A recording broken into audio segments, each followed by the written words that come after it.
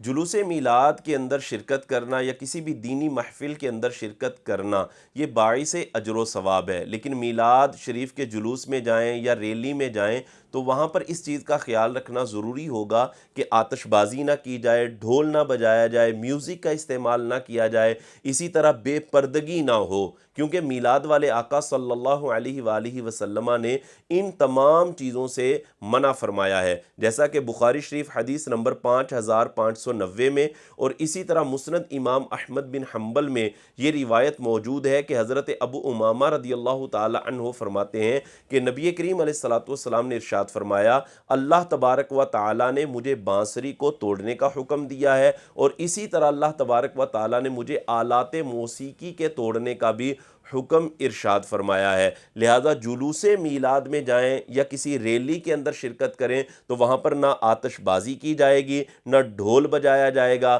نہ میوزک چلایا جائے گا، اور اسی طرح اپنے جلوس میلاد وغیرہ کو بے پردگی سے بھی بچانا ضروری ہوگا، تب میلاد والے آقا صلی اللہ علیہ وآلہ وسلم ہم سے راضی ہوں گے۔